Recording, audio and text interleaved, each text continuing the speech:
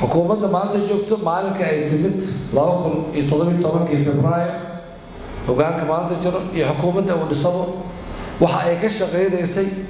hanaanka dadka Soomaaliyeed 20 sano jujuub iyo raaligelin iyo iyadoo la rabin isla yeela oo aan ka siinin oo maamul goboleedyada ku dhisnaa oo federalism ku dhisnaa inay mid inay u burburinayso ka shaqeynayso ka soo bilaw Hirshabeelle Cali Cabdullaahi Cusable lug weyn ay ku lahayd in meeshaasi madaxweynaha la bedelaa la yiraahdo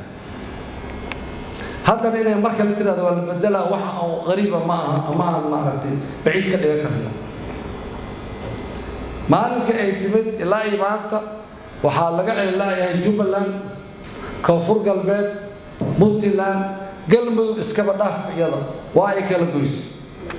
shalana iyada keentay heshiiska Jabuuti lagu galay oo ka qayb gashay oo saxiixday maalinta dambana iyada u dirtay madaxda qaar ka mid ah cadaadad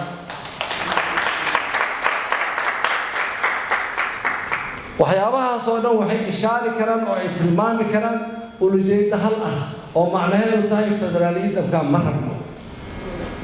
war federalismka anagoo rabin aan la keenay asaa aqbalay haddaan aragno Soomaali badankood inay rabaan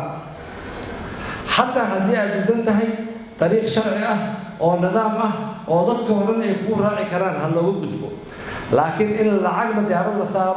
ضد ديار الله صار أو مامل والبقر لسن أو نبت جليه هستو إلا بربوري لقى شقي حزب إليس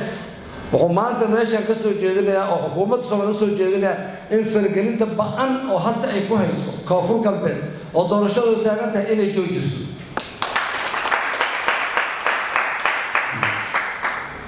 maalin walba marna askar la sii dira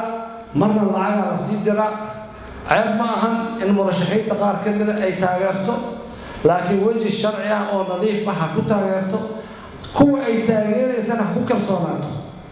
ee u gacan dhaafin dadkooda ayaga xogtaano xildhibaanadooda shacabkooda ha baryaano ha tuugaano xildhibaanadooda ka doontaano laakiin xog ayaan wax walba ku wadeena ama lacag ayaan wax walba ku muquuninayna وواح عن صومالين أقبل دونين شرعنا ما أقبل برينا ما أقبل دون تهدي إلهي هذا مرة عن ربنا وحير الصومالي أي صاد يستطيع لقى صوب بلا مالك عرته إلا يهدى الصعود إلا بتباديه أو دوره وعن لو دوري كرا وحي صومالي يكون شيء سمر كده عشان كده أو نظام